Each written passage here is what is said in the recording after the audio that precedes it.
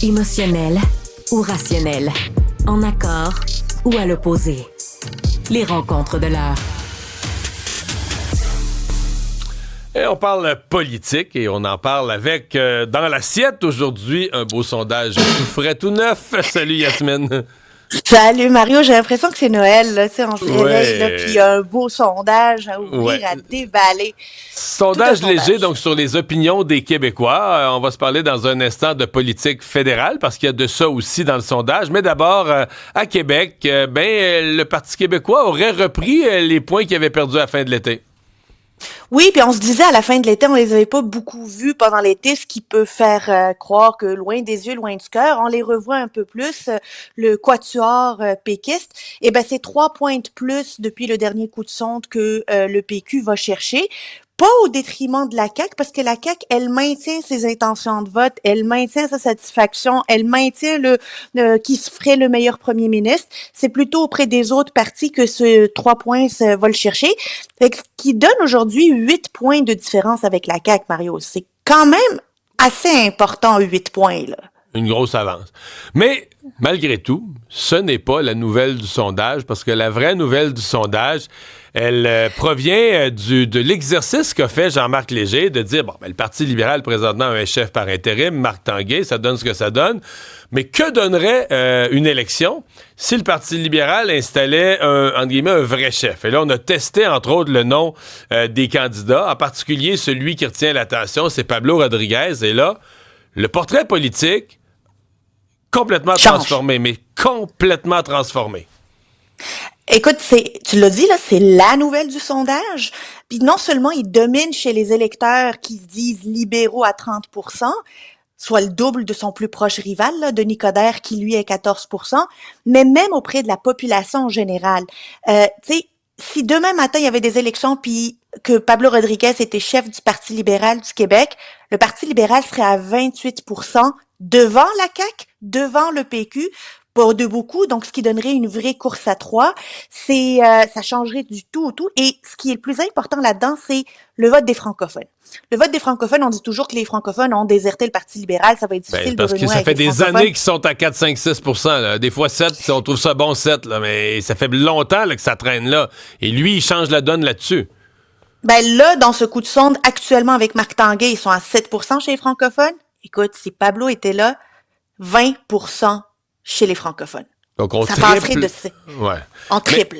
Mais l'histoire de ça, parce que ce matin, je me demandais, est-ce que c'est un bon sondage pour le PQ? Parce qu'à première vue, tu dis, oui, le PQ, dans l'état actuel des choses, le PQ remonte, reprend son avance, repasse en dessous de 30%, reprend son avance de 8 points sur la CAQ, c'est merveilleux. Mais quand tu regardes cette deuxième partie, c'est que Pablo Rodriguez n'enlève pas des points à la CAQ. C'est comme si la CAQ... Non.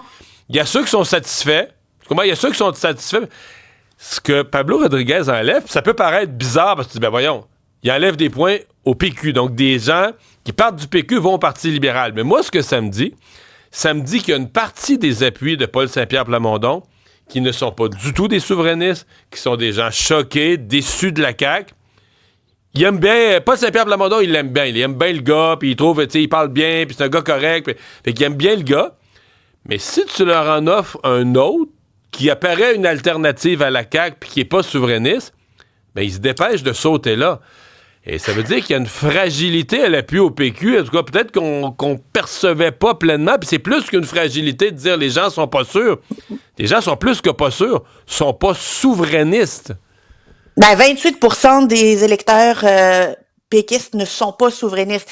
Ça me fait penser à le PQ comme un grand stationnement, là, tu sais, en attente. Tu sais, le monde sont stationnés, puis ils attendent de savoir où est-ce qu'ils vont aller. Ça veut pas dire qu'ils vont rester là, ça veut dire qu'ils cherchent une autre destination, et c'est le danger pour le PQ, parce que juste avec l'idée de Pablo Rodriguez, ils perdent énormément de points en faveur des libéraux, même chez les francophones, et c'est plus important, ça fait plus de dommages au PQ parce que les libéraux ont pas besoin d'être très forts chez les francophones, aussi forts que le PQ chez les francophones pour gagner. Ils ont besoin de se maintenir à un rythme, disons, plus décent, mais ils sont pas obligés d'être compétitifs chez les francophones. À 20% chez les francophones, le Parti libéral revient dans le modèle qu'on a connu avant de 40 comtés sûrs. C'est-à-dire que des comtés qui sont à majorité non francophones, où c'est que là, le Parti libéral était rendu tellement bas chez les francophones que même dans l'ouest de Montréal, là où il y a un petit peu de francophones, il était en danger de perdre ou il perdait.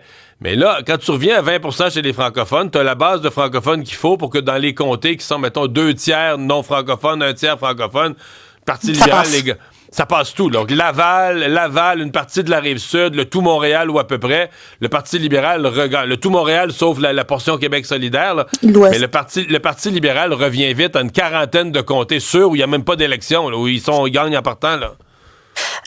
La mauvaise nouvelle, on l'a dit, pour ça c'est pour le PQ, ses électeurs et ses intentions de vote sont friables.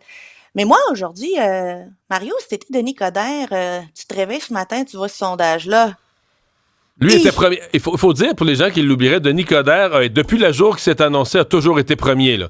Dans l'électorat en général et chez les libéraux, les électeurs libéraux, comme chef du Parti libéral, il a toujours été premier. C'est la première fois qu'il est plus premier, mais il est plus premier pantoute, là. Il est plus là. Ben, il est plus là, puis là, tu sais, lui, il aime dire qu'il est connu par tout le monde. C'est ça que le Parti libéral a besoin, que ça soit un chef connu par tout le monde. Ben, attention, il est connu chez ben du monde. 82% du monde le reconnaissent.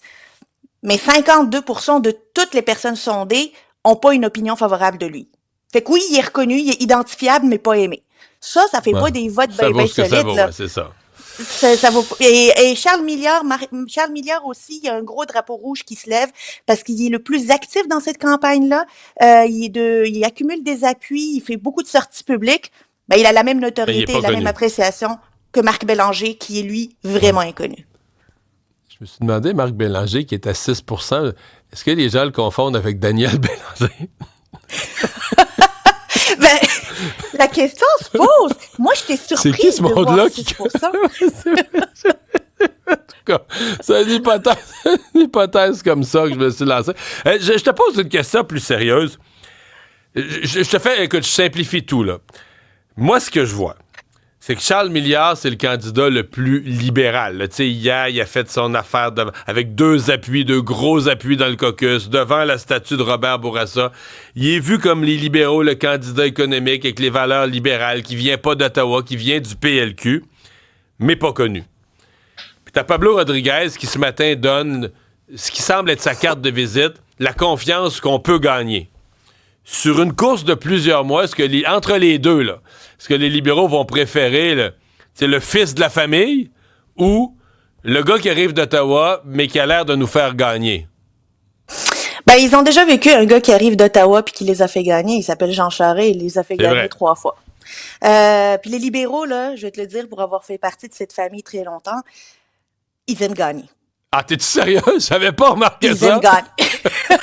Et gagner est plus important que d'avoir quelqu'un qui s'exprime bien. Ils ont déjà joué dans la carte du gars qui s'exprimait bien, qui avait des valeurs à la bonne place. Ça s'appelle Dominique Anglade. On sait ce que ça a donné. Ouais. Donc toi, tu penses que le sondage est vraiment très... Si je suis ton raisonnement, il est vraiment très, très bon et très important pour Pablo Rodriguez ce matin, là. Moi, je pense qu'il a un impact énorme sur la course. Okay. Réellement, il y a bien des libéraux qui vont voir ça ce matin et qui vont aller avec Pablo Rodriguez rien que pour ce sondage-là. Et le sondage a aussi sondé le cœur des Québécois. Donc, c'est pas un sondage pan-canadien, mais qu'est-ce que les Québécois pensent de l'élection fédérale? Et là, ben, un peu comme le PQ est en hausse, là, c'est le Bloc qui est en hausse, mais en forte hausse, le Bloc là, qui se démarque tout à coup avec un plus 6 par rapport au sondage d'il y a 2 mois.